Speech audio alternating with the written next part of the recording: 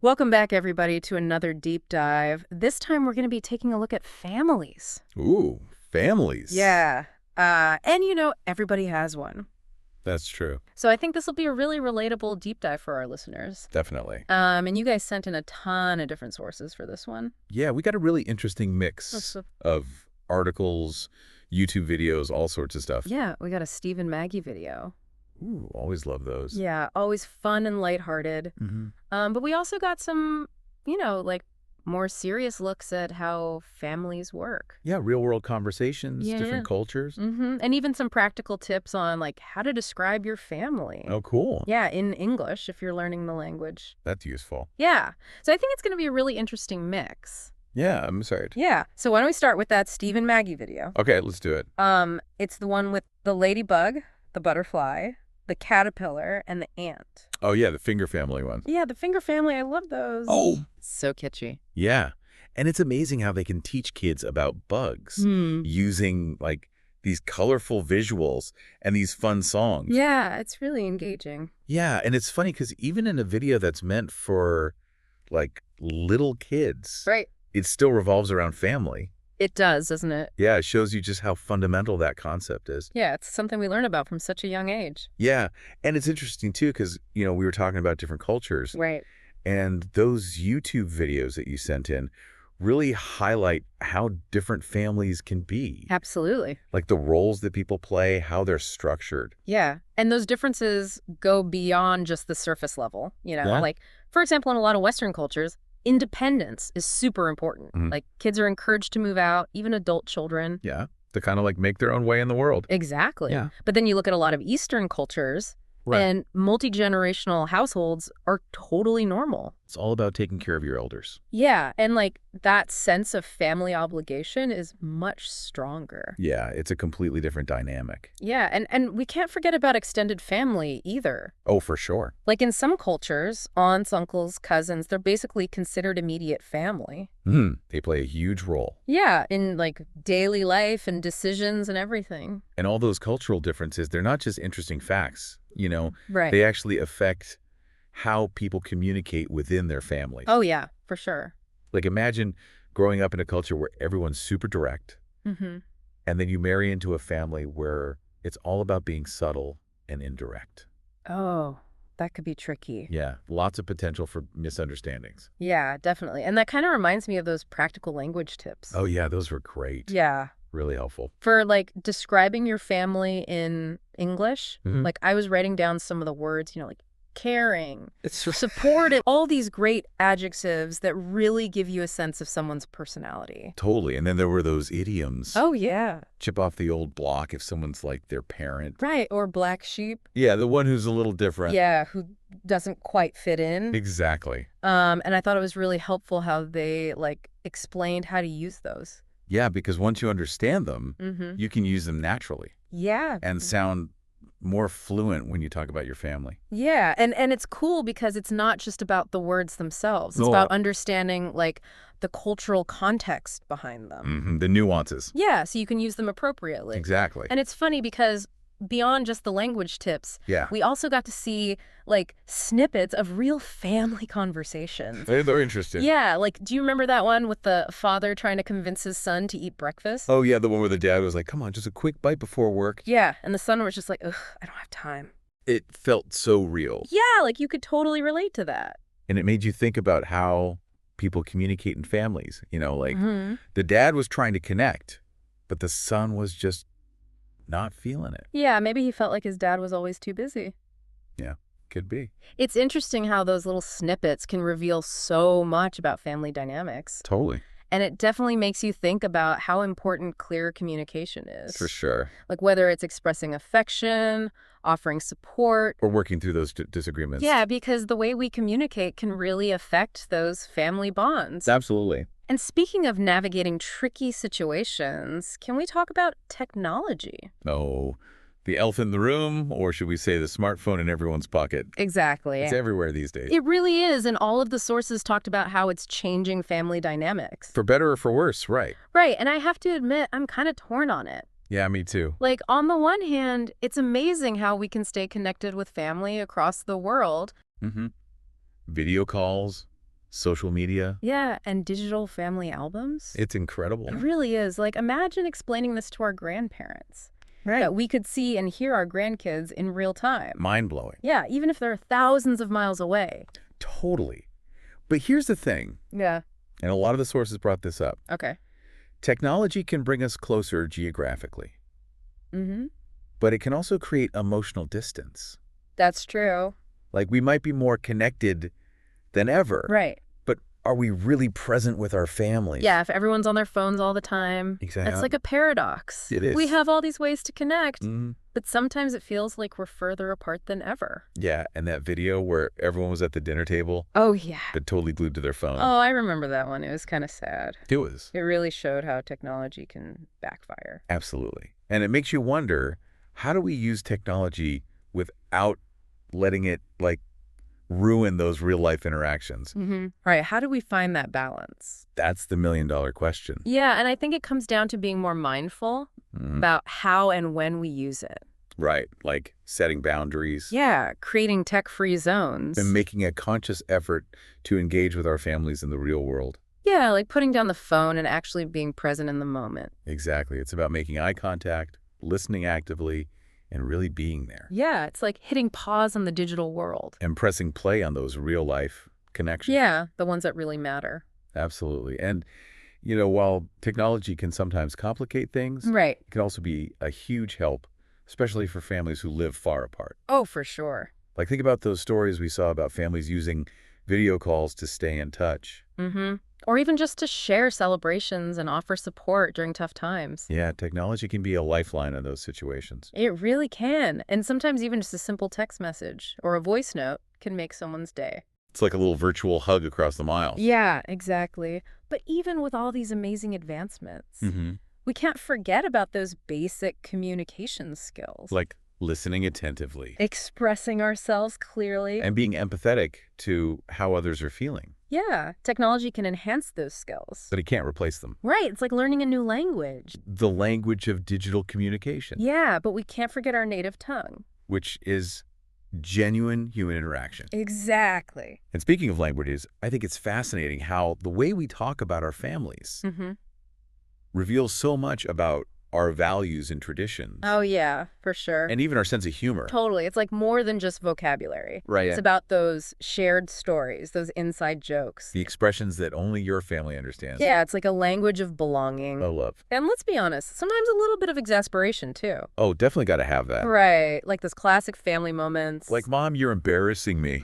Or, Dad, you're telling that story again. That's all part of it. It's those imperfections that make it real. Exactly. And as we've been looking at these sources, it's amazing to see just how diverse families are. It really is. Like, we've got blended families, single-parent families, Adoptive families. multi-generational households. Families spread across continents. It's incredible. And each of those structures comes with its own unique set of strengths and challenges. Yeah, and its own way of communicating. It's like a kaleidoscope of human connection. I love that analogy. It's constantly shifting and evolving. And you know, one thing that's really stood out to me from all these sources What's that? is how resilient families are. Oh, absolutely. Like, no matter what obstacles they face, whether it's financial problems, health issues, disagreements, yeah, everyday stresses, they find a way to adapt to support each other. and to maintain those bonds. It's really inspiring. It is. It speaks to that human need for love and belonging. And connection. Yeah, and family is often where we first learn about those things. Absolutely. And those early experiences, they shape our understanding of relationships for our whole lives. It makes you realize that even those little everyday conversations, the ones about chores or dinner plans, Yeah, or what happened at school. they're actually building blocks for something much bigger. Yeah, they're like tiny threads that create this tapestry of connection. It's amazing how those seemingly insignificant interactions can have such a profound impact. And those threads continue to weave together as families grow and change. Absolutely. We saw families welcoming new members, dealing with the challenges of aging. Adapting to different stages of life. It's a constant process of evolution. And that's what makes family so fascinating. It's not static, it's dynamic, always changing. And it shapes who we are and how we navigate the world. I think that's a great place to pause for now. Okay, sounds good. We've covered a lot of ground. Yeah, we have. But there's still so much more to explore. I know. I can't wait to dive back in. Me too. Yeah. It really is. And, as we dig deeper into all this stuff about families, one thing that really stands out to me is how the language we use to talk about families always changing. Oh, yeah. It's got to adapt, right? Exactly. Like, think about it. Even the words mom and dad, they're not as simple as they used to be. Like, we have blended families, same-sex parents. Adoptive families. The whole idea of, like, what makes a parent is so much broader now. It really is. It's beautiful. It is. It is. And you see that reflected in the language, Yeah. It's not just blood ties anymore. Right. It's about chosen families. Yeah, like your close friends are like siblings. Exactly. Or a mentor becomes like a parent. Yeah. So the words we use are becoming more inclusive, more reflective of all the different ways families exist. Yeah, it's like language is finally catching up to reality. I love that. And it's not just about those big life-changing events either. Right. Like even just the day-to-day conversations about work or school or dinner. It all reveals something about the family dynamic. Yeah, totally. And sometimes those like really ordinary conversations can be the most telling. You think so? Yeah, I think so. Interesting. Because it's in those moments when you're not really trying. When you're not putting on a show. Yeah, that your true family dynamics come out. It's like that video we saw with the siblings. Oh, yeah. They were teasing each other like crazy. Relentlessly. But you could tell they really loved each other. Oh, yeah, deep down. That's what sibling relationships are all about, right? Totally. And it shows that families aren't always perfect. Of course not. Nobody's perfect. They can be messy. Complicated. Full of contradictions. But that's what makes them real. Yeah, and so relatable. Like those stories we saw about families facing challenges together. Those are powerful. Whether it was health problems, job loss, relationship breakdowns. They found ways to support each other even when things were tough. Yeah, it's really inspiring. It is. It reminds us that family is a constant, a source of strength and unconditional love. Yeah, no matter what life throws at you. Exactly. And often those challenges bring families even closer. Yeah, you go through the fire together and you come out stronger. Makes those bonds even stronger. It's funny, though, we've been talking a lot about the emotional side of family, but the sources also touched on those practical aspects. Oh, right, like finances. Yeah, or chores. The not-so-fun stuff. Yeah, but it's part of life. It is, and it can definitely cause tension if it's not handled well. Totally. But I was impressed by those families who found creative solutions. Yeah, like being open about money. Or dividing chores fairly. I loved that one family who made a chore chart that looked like a board game. Oh, yeah. That was brilliant. It made chores fun. And it got everyone involved. Yeah, it's like turning those mundane tasks into something enjoyable. Exactly. And it emphasizes the importance of teamwork.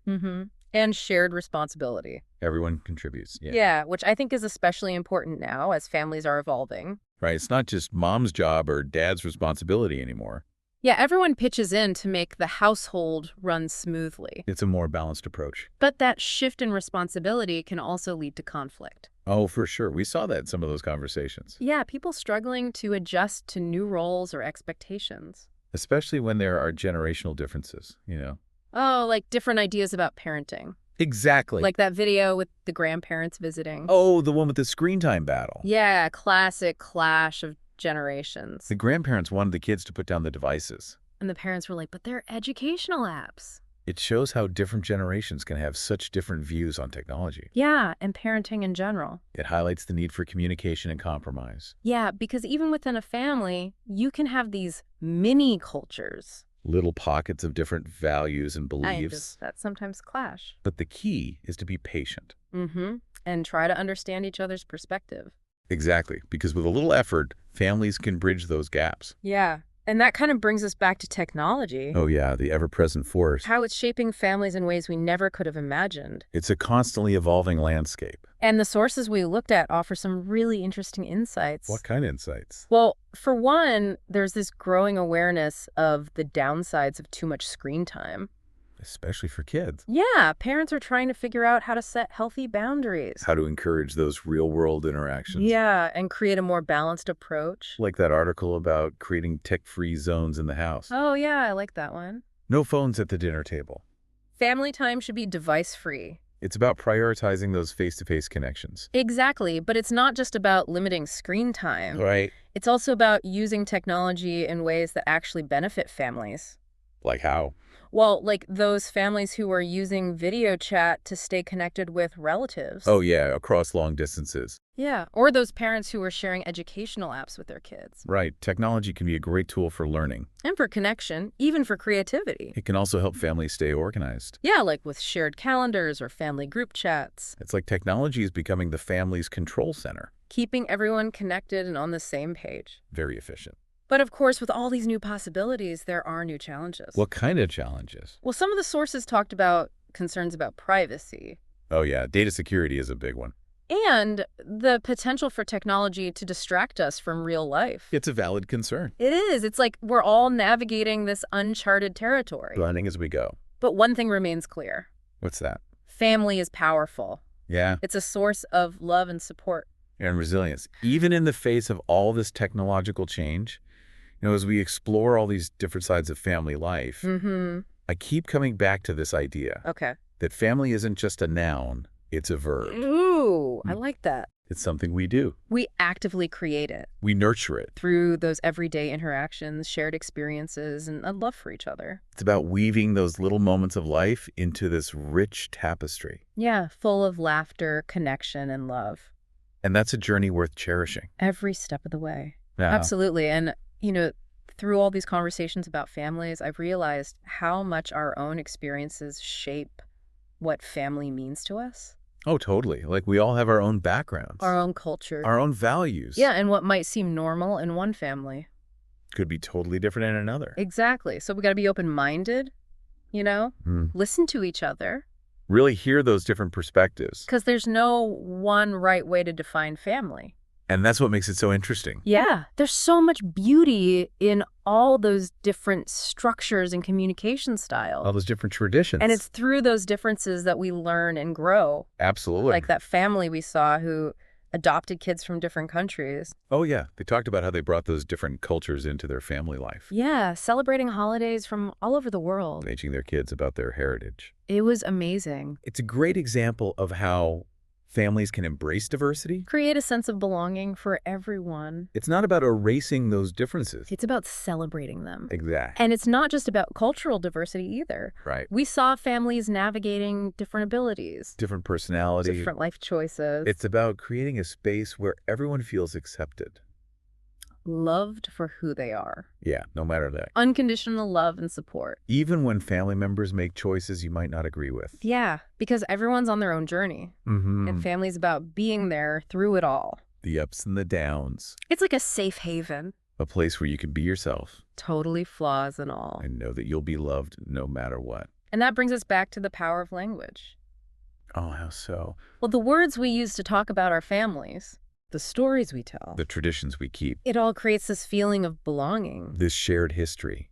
Like we're weaving a tapestry. Ooh, I like that. Each thread's a memory. A conversation. Moment of connection. And even those tiny little threads. The everyday stuff. It all adds to the bigger picture. It creates the texture and depth of the whole design. It's those everyday moments that really matter. Those are shared meals. The silly jokes. Quiet evenings together. Yeah, it's those little things that weave the strongest threads. They build that sense of family history. And identity. And those threads keep going as families grow and change. Right. We saw families welcoming new members. Dealing with aging. Adapting to new stages of life. It's constantly evolving. And that's what makes it so fascinating. It's a dynamic force. It shapes us. It shapes how we see the world. I think we've really explored a lot in this deep dive. Yeah, we have. We've looked at family structures, communication styles, cultural perspectives, the impact of technology, and most importantly, those core values of love and support. And connection. The things that make a family a family. And we've learned that there's no one right way to do it. But there are so many ways to create that sense of belonging. To nurture those relationships. And to celebrate all those things that make each family unique. Well said. So as we wrap things up, Okay. I want to leave you with a question. All right. Hit us with it. We've talked about how families are shown in these sources, but how do you define family? Ooh, good one. What does it mean to you? Something to think about. Yeah, and if you're feeling inspired, Share your thoughts. yeah, we'd love to hear your perspective. Hit us up on social media. You can find all the links in the show notes. We'll also include some extra resources. On family communication, cultural perspective. Navigating the digital age, all that good stuff. Thanks for joining us on this deep dive into families. It's been fun. Really enriching. Yeah. Until next time. Keep those family conversations going. Keep those bonds strong. And cherish those little moments that make your family special. See you on the next deep dive.